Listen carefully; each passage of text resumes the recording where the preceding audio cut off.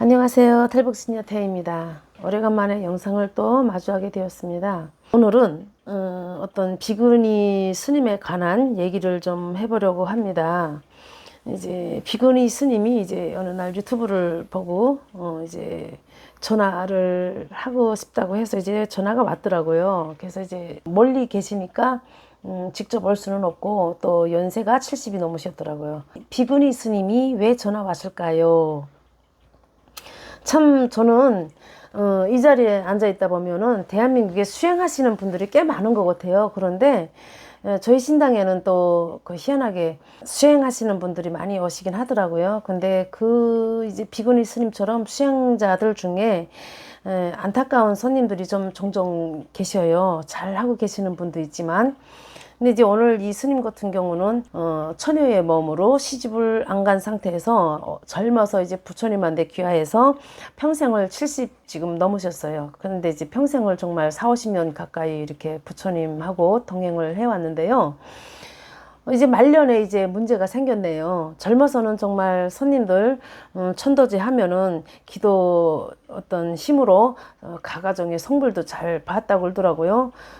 그랬는데 한때 잘 나가던 비구니 스님이었는데 이제 돈을 벌다 보니까 이제 자그마한 10년 전에 자그마한 사찰을 야산을 하나 사서 만들었더라고요. 개인 사찰을. 사찰을 만들고 한 4년 동안은 손님이 많았대요. 그래도 기존에 신도들이 계셨으니까. 사찰을 이제 들어갈 즈음에 이제 어머니가 돌아가시는데, 친정 어머니가 돌아가시는데, 어머니는 평생 불사단지 우리가 그 모시고 대대로 외할머니 때부터 물려받으면서 이렇게 모시던 집안이더라고요. 그러니까 부처님을 모시고 있지만 신의 주력이 또 뚜렷하게 계시는 집안이지요.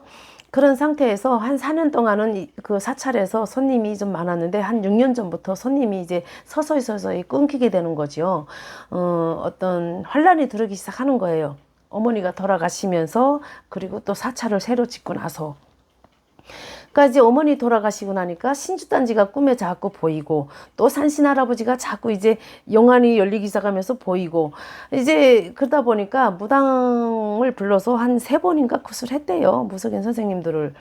그러니까 이제 그 굿의 목적은 신주단지 태성하는 거죠. 그 목적 하에. 그래서 이제 자기는 스님이기 때문에 안 모시고 싶었던 거예요. 그 신주단지를. 대대로 내려오던 신주단지인데.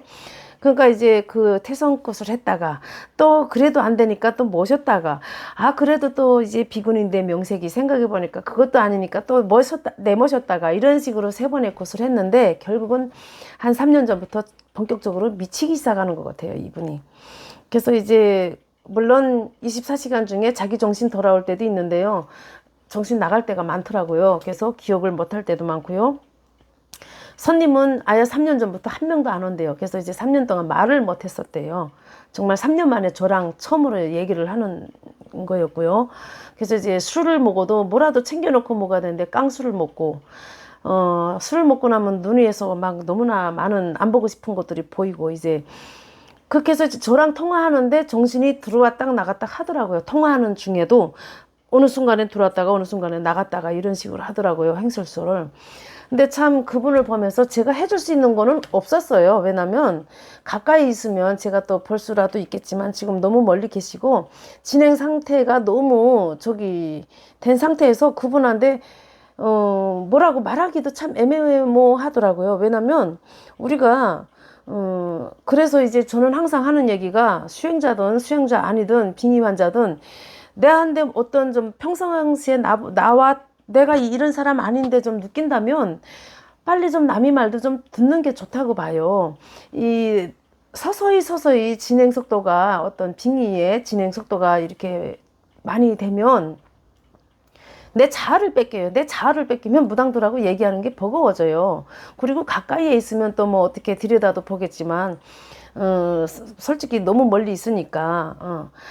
그러니까 이분을 보면서 참 오늘 이제 영상을 좀 찍어야 되겠다. 제가 이제 여기 앉아서 좀 안타까운 부분이, 수행하시는 분들이 특징이 있어요. 남의 말을 잘 안 들어요. 특히 무당 선생님들 얘기를 잘 안 들어요. 왜? 나는 무당 아니지만 나도 수행한다, 나도 보인다, 이런 식으로 어떤 자만감 또 혹은 오만감이라고 해야 되나요?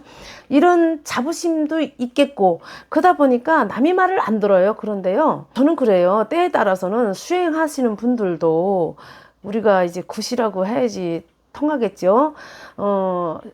어떤 신이든 부처님이든 십자가든 다 떠나서 그분들 섬기기 전에 그래도 이 땅에 인간의 육신을 가지고 올 때 나를 낳아준 부모는 계신단 말이지, 어느 누구라도. 그래서 특별하게 또 수행을 하시고 또 기운을 많이 갖고 감들고 가시는 분들이라면 내 조상님 대우는 해드려야 된다고 봐요. 뭐 조상님들도 다 뭐 스스로가 깨끗하게 가신 분들이야 문제가 없겠지만, 보편적으로 이 자리에 있다 보면 수행하시는 분들 치고 조상들이 안 감고 있는 분들은 없어요. 거의 더 많이 감아요. 신명의 기운도 많이 감고 있고. 그래서 이런 분들은 내가 기도를 해서 누를 수 있다 생각하면 그건 오산입니다. 끝에 가서 수행 제대로 못해요. 그 수행이 미치는 거예요, 사람. 정말. 이분 같은 경우 스님이 얼마나 기도도 많이 했겠어요. 근데요, 끝물에는 제대로 가는 사람 못 봤어요. 결론은 점집으로 오게 되더라고요. 무속인 선생님한테. 그래서 전국에 계시는 또 어떤 수행하시는 분들이든 스님들이든 어떤 자리 위치에서 남의 가정집을 만져가면서 수행하시는 분들이라면 본인들 스스로도 필히 기운을 순환시키면서 안 좋은 기운은 배출시킬 줄도 알아야 되고, 이렇게 가는 게 좀 좋지 않을까. 이 영상이 또 어떤 그 고민을 안고 가시는 분들한테는 도움이 되지 않을까 싶어서 오늘 또 영상을 찍게 되었습니다. 여러분들 항상 힘내시고요. 감사합니다.